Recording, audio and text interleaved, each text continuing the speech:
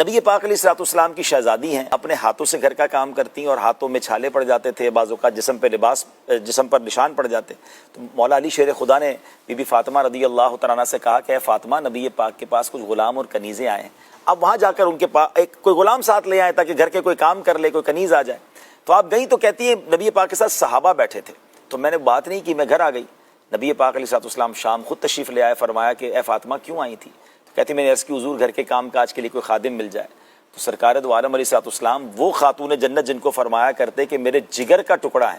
اس کے بارے میں پھر نبی پاک نے کیا یہ نہیں کیا کہ انہیں غلام دے دیا یا کوئی خادم دیا. پیارے آقا نے فرمایا اے فاطمہ اپنے گھر کے کام کاج اپنے ہاتھ سے کیا کرو. تھک جاؤ تو 33 بار سبحان اللہ، 33 بار الحمدللہ اور 34 بار اللہ اکبر پڑھ لیا کرو. یہاں پہلے تسبیح فاطمہ کی خوبصورت بات بتا دوں، علماء فرماتے ہیں اگر کوئی تھک جائے، آج بھی کوئی ایسا بندہ ہے جو کام کاج سے تھک جاتا ہے، روزے میں تھک جاتا ہے، تسبیح فاطمہ پڑھ لیں، انشاءاللہ آپ کی تھکن جو وہ ریلیز ہو جائے گی. سبحان اللہ. مگر یہاں اسلامی بہنوں سے خاص طور پر گزارش ہے کہ جو گھر کے کام کاج نہیں کرتی. اور یہاں ایک اور پرابلم کیا ہو گیا اشفاق بھائی، طلاق کا ریشیو بڑھتا جا رہا ہے، اور اس کی ایک بڑی وجہ یہ بھی ہے کہ ہم نے اپنی بچیوں کو اب گھر کے کام کاج سکھانا ہی چھوڑ دیا.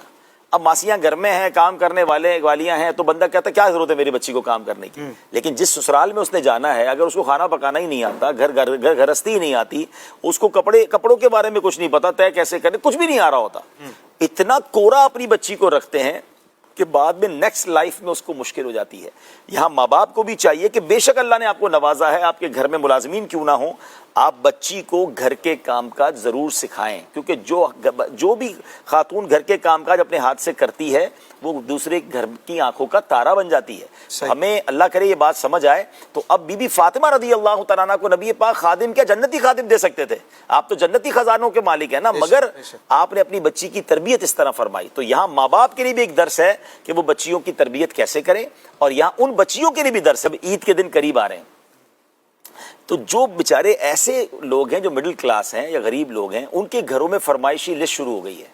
کہ ہمیں عید کے دنوں میں یہ بھی چاہیے، یہ والے کپڑے بھی چاہیے، تو یہ بھی چیزیں چاہیے. اب وہ کہتے ہیں ہمارا کھانا مشکل سے پورا ہو رہا ہے مگر گھر کی طرف سے کچھ بھی ہو جائے ہمیں چاہیے. تو یہاں میں عرض کروں گا کہ میری وہ بہنیں مجھے اگر سن رہی ہیں، گھر کے افراد سن رہے ہیں، خاتون جنت رضی اللہ تعالیٰ عنہ کی سیرت کا صدقہ لیجئے کہ اپنے ہاتھ سے کام کر رہے ہیں، اور نبی پاک کے فرمانے پر خدا نہ خواستہ انہوں نے آرگیومنٹ نہیں کیا، انہوں نے صبر کے ساتھ زندگی گزاری اور پھر بھی اپنے ہاتھوں سے ہی کام کیا. اور جس کو کہتے ہیں نا کہ ڈیلیبریٹلی فاقے والی، غربت والی، دانستہ زندگی گزاری. آپ کے لیے تو جنتی خزانے آ سکتے تھے مگر آپ فاقوں میں رہا کرتی تھی. تو یہاں میری ان بہنوں سے گزارش ہے کہ اگر آپ کے گھر میں کوئی آپ کے بچوں کے والد ہیں یا آپ کے اپنے والد ہیں یا بڑے بھائی ہیں اور ان کی اتنی حیثیت نہیں ہے اور آپ کو آپ کی پسند کی چیزیں نہیں وہ لے کر دے رہے، تو پلیز انہیں پریشر نہ دیجیے، کیونکہ بعض اوقات گھر والوں کے پریشر کی وجہ سے یا تو وہ ڈپریشن کا شکار ہو جاتے ہیں، یا وہ بیچارے مریض ہو جاتے ہیں، یا پھر اللہ نہ کرے وہ حرام کمانے کی طرف چلے جاتے ہیں، اور جس کی وجہ سے یا تو گھر میں حرام روزی آتی ہے یا اللہ نہ کرے پھر کوئی قانونی کارروائی ہو جاتی ہے.